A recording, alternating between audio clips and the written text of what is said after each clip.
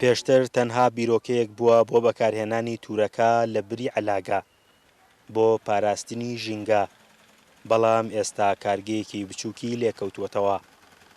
ڕۆژانە لەسەر دەستی ژنان و کچان تورەکە دروست دەکەن و دەیبەخشنەوە بە توێژە جیاوازەکان. تورەکە یەکێکە لەوانەی کە پاراستنی ژینگەمان پێدا و لەوانەیەشە کە زۆر جار بەکارێتەوە بۆ یەک جار بەکار نایێتەوە. بیرۆکەکە لە مانگی سێەوە بەردەوام بووە، هەر جارە بە بڕێت تورەکەی کەمەوە بەشداریمان کردووە.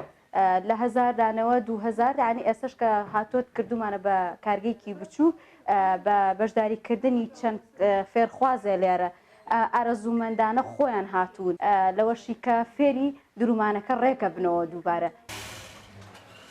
تا ئێستا نزیکەی 3000 تورەکەیان دووریوە. دوورینی تورەکەکان بە چەند قۆناغێکدا تێپەڕ دەبێت، هەر لە بڕین و دوورین و ڕەنگکردن تا نووسینی دروشمی ژینگەیی لەسەری. ئێمە تورەکە بە چەند قۆناغێک کۆتای پێهێنین. پێشەکی ئێمە کاری بڕینمان هەیە، دوای کاری بڕین ئێمە ئەچینەوە سەر ئۆڤەر. لێرە بڕاوەکە ئۆڤەرەکەین و ئامادەیەکەین بۆ دوورین. لێرەوە ئەم خانمانەمان هەیە بەکاری دوورین، ئەم لەولای تورەکەکانمان بۆ ئۆدرون دەستگەکانمان بۆ حازرەکەن و خانمێکی کەشمان هەیە لێرە دەستگەکان ئەلکێنێ بە تورەکەکانەوە. ئێمە تقریبن بە 3-4 قۆناغ حوسناخانیشمان هەیە، ئێمە کاری بۆ یاخ و کاری تەبع و ڕەنگەکانمان بۆکەن لێرە. پرۆژەکەیان لەلایەن ئەڵمانیا و ڕێکخراوی وادی ئەڵمانیەوە سەرپەرشتی دەکرێت. تا ئێستا ئەوان ئەرکی تێچوونی دروستکردنی تورەکەکانیان لەخۆگرتووە، بەبێ بەرامبەریش دەیبەخشنەوە.